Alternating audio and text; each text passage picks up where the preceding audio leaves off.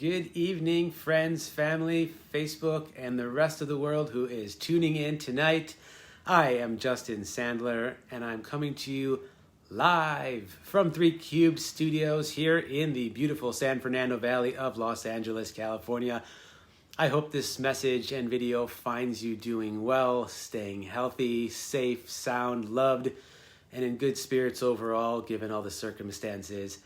I want to do a quick video because I haven't been doing so many lately and give a little update on my health and wellness, especially related to cancer. Anyways, a little less than 2 weeks ago, I dropped a post checking in from my oncologist's office stating I was having my blood labs, all my blood work done, and seeing my oncologist for an exam. I kind of left that hanging in the air because that wasn't all I was in for, as you will, over the course of the last less than 2 weeks. So I let everything play out, saw all my doctors, did all my tests, and everything is now complete. All the results are in. I can now safely deliver that to you and share in a quick video so you get all the information. I know we're on the edge of our seats here. We can't wait to hear what's up with Justin and his health.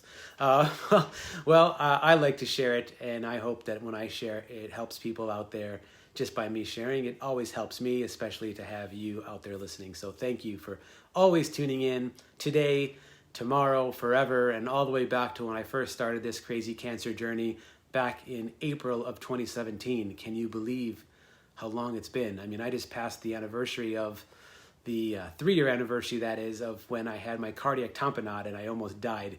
That was a lot of fun. I'm glad that that's in the past and something I can laugh about today, but at the time, I guess it was no laughing matter. Whatever. Anyways, let's get right to the point of the story here today. And let me give you the update of what went down over the last 2 weeks, and we can move on. So I saw my oncologist, as I call her, Dr. D, and we did a full exam, had some dialogue. We also did blood work, all the blood labs for my tumor markers, and we did a follow-up from the last PET CT scans that I had a few months ago. First and foremost, the blood labs came back normal. That's right, no tumor markers. I have 3 different blood labs that they do specifically for the tumor markers. All 3 came up perfect and clear, and all the rest of my blood counts and everything like that was all pretty much in the normal ranges as well. There's a couple little areas that deviate from the chemotherapy that I did. My platelets are usually a little on the lower side, not low dangerous, but just a little lower than normal. That's just how it's been for the last couple of years. I don't know if that will ever regulate itself, but it's not anything to be concerned about. Otherwise, all my other cell counts, blood counts, and everything else are perfect, and we got a good clean bill of health from the oncologist. Also, I had a cardiologist appointment the other day, and he checked my heart out because of the cardiac tamponade and the heart surgery that I had post-cancer. And after his exam, he checked out my heart, and everything is great. My heart sounded good. Everything was working well. It was beating fantastically fine. My resting heart rate is low and awesome, and my blood pressure is perfect. And so he was really happy. He has pushed out the next echocardiogram until June of 2021. June 21 of 21, to be exact. So that's all good. Now, 2 more other exciting tests to share, and these are doozies. So my oncologist, Dr. D, also, and discussing the scan that I had, the PET scan specifically, there were 2 areas that lit up in my scan. Now, it didn't light up like cancer lights up, because when you have the PET scan, they use the radioactive sugars, and when there's cancer cells, they draw those sugars, and then the scan finds them, and boom, there it is. So it didn't light up in that sense, but it did light up in a way that wasn't concerning, but also given the fact that I had cancer and given the fact that I had done so much chemotherapy, that they wanted to do some checks anyway. Believe it or not, if you do chemo to get over your cancer, that chemo can later on cause another kind of cancer. That's right. Step right up and get yours today. 2 for 1 special. Just kidding. It's 1 for 2. They overcharge. But whatever. I'm not too worried. She wasn't worried either. But of course, we wanted to do all the tests in the 2 areas that lit up. Now, what were these 2 areas, you ask? I know. You're edge of your seats now for sure. The first area, my colon, of course. Something lit up. Again, they didn't seem concerned, but I had a meeting with a gastroenterologist. He gave me an exam, some blood work of his own. That all came out pretty normal. He didn't seem too concerned. But again, my oncologist wanted me to go forward and have the colon checked, especially now because people are getting colon cancer younger and younger. Chadwick Boseman, perfect example of someone we unfortunately lost earlier this year due to colon cancer. So they dialed up a colonoscopy. Oh boy. For those of you playing along at home, if you haven't had one yet, you are in for a treat. And I will spare you the gory details because yes, they are gory. But let's just say that the preparation for a colonoscopy is pretty awful. The diet for 3 days leading up to it is restrictive. The diet the day before is nothing but liquid, which I was very hungry. And then the entire night before, you are drinking the most disgusting tasting liquid. That's this medicine that helps to clean you out. And without going too deep into it, let's just say that I did not go to bed that night. I sat up close to the bathroom and I visited it every couple minutes, all night long.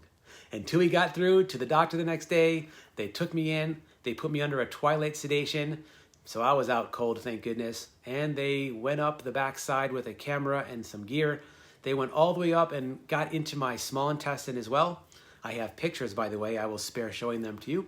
But the bottom line is the colon and everything about everything they saw that day was completely clear, clean. I was given the 100% clean bill of health from the doctor, and I am ready to move forward. And that the scan that lit up in the colon area was just something. But, you know, sometimes things can just light up for no good reason. And obviously, we did our due diligence, and the large intestine and small intestine, from what they could see, was perfect. So I am good to go. No need to do that again for a while. That brings me to today's test, the final test. Ooh, it keeps getting better. This is like the gift that keeps on giving. So what else lit up in the scan? Well, my bladder. The bladder wall seemed a bit thick, as it said in the report, thickening, which could mean absolutely nothing. But again, because my cancer was germ cell, and germ cell is related to testicular and bladder, and it's all kind of in the same world, that means the kind of chemo I did for the germ cell also could be used in certain areas of bladder cancers. And so they wanted to make sure that the bladder was clean because, again, like I mentioned, chemotherapy can lead to other cancers, and they wanted to make sure that there was nothing in the bladder whatsoever. Again, more precautionary than anything, but we had to do a test today called a cystoscopy. C-Y-S-T-O-C-O-P-S, LMNO, whatever. Anyway, it's a test where they have to go in to look at the bladder. Now, there's only one hole available to get to the bladder. One very, very small hole. And they had to go through that hole today. Was not easy. If anybody ever has to do one of these, hit me up and I will give you some guidance on how I was able to relax my body, relax my pelvic floor, and come to a total place of peace to allow and make the experience all that less uncomfortable, painless, whatever you want to say. Bottom line is, they went in and I felt it, but they got all the way up into my bladder with the camera and I was watching along on the monitor, and the great news is the bladder was perfect. And everything was clean and clear and good. And the urologist said, it's perfect, you are healthy, you are good to go. The reason it probably said that the bladder was a little thick is because they had to go to the bathroom right before you did the PET scan. And sometimes when your bladder shrinks down, the walls appear thicker than when you are full of pee and it's stretched out. So he said, you're good, get out of here. And boom, just like that, I am ending this year with a clean motherfucking bill of health. That's right, baby. No cancers, no problems, no issues, nothing to report. Nothing that exciting, but that's good because we'll do exciting things in other areas, in other ways, in other places. But for now, I get to end 2020 completely healthy and ready to go into the new year. I don't have to see another doctor until June, and so I feel great about that. My doctors are all happy about that. I'm in beast mode, baby. I feel great. I've been working out on a regular basis. I feel healthy. I feel strong. I've been getting my stamina back, eating good, living good, staying positive, staying busy with work, staying busy with some creative projects and some other cool things, which I'm excited to announce, not on this video because this is just about my health today. But stay tuned in the next, maybe 2 weeks. I'm going to have a couple other live videos I'm going to do with some other announcements that are not related to this, but related to bigger, creative, awesome projects that are happening right now. And I'm excited to share this with you. So that's a wrap for today. I think we've talked enough about my insides, my outsides, and all around. You know the story. I'm good to go. I thank you so much for watching along, for following along, for staying true and close to my heart, and always for the prayers and extra love to make sure that I stay safe, because I got a lot of work to do in this world still, and we got to make sure that I'm all good to go. And I am. And I'm excited, and I'm blessed, and I'm thankful, and I'm grateful for all my doctors, for all of you, for my wife, Mary Lou, and all that she does for me, for my family, my close friends. I'm just grateful.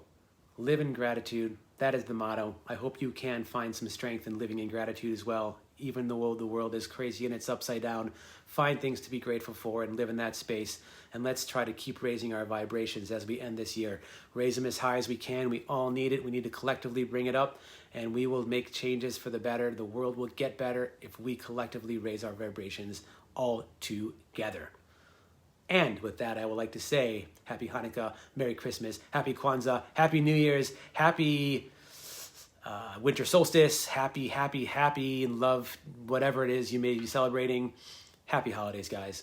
I send you so much love, happiness, beauty, health, wealth, abundance, and just good times. Enjoy your holiday. Enjoy your new year. Stay safe, stay well, be good, and I'll be back soon with some more. In the meantime, that is all for now. Bye.